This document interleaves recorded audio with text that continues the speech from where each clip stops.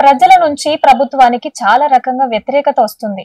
ఇప్పుడు రేవంత్ రెడ్డి గారి ప్రభుత్వం ప్రజల సొమ్ము తెలంగాణ బడ్జెట్ దోచుకోవడానికి అధికారంలోకి వచ్చిందంటారా మీరు? 100% వాళ్ళ రేవంత్ రెడ్డి ప్రభుత్వం కాంగ్రెస్ యొక్క DNA, కాంగ్రెస్ యొక్క ప్రథమ పాలసీ.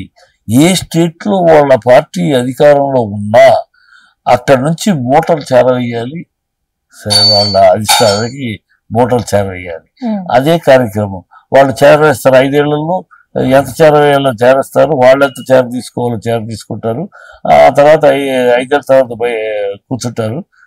మళ్ళీ గోతికాడిని అక్కడ ప్రజలు తరివేస్తారు 5 ఏళ్ళ తర్వాత గోతికాడిని అక్కడ కూర్చుంటారు. కూర్చుని ఎప్పుడు మళ్ళీ అవకాశం దొరుకుతా అప్పుడు మళ్ళీ మరో అబద్ధాలు చిట్టా తయారు చేసుకుని వస్తారు ప్రజల ముందుకి. అంతే కదా ప్రభుత్వం. అందుకే దేశమంతా తరిమి కొడుతున్నారు. దేశమంతా అన్ని చోట్ల చీచీపో అంటున్నారు.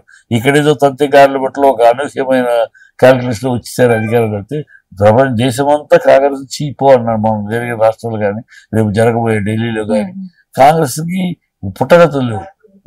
కాశ్మీర్లో గెలిచింది కాంగ్రెస్.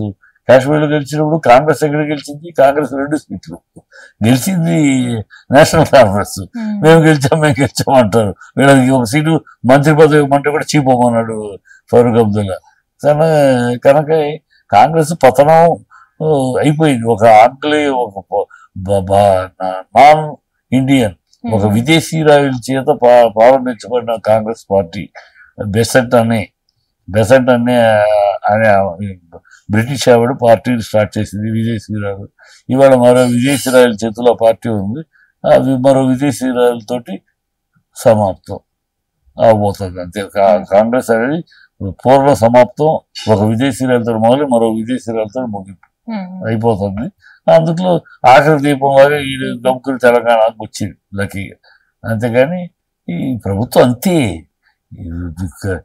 పిల్లి కోత, పిల్లి మ్యావను, నక్క ఓల పెట్టును, కుక్క మరుగును, పాము బుసకొట్టును.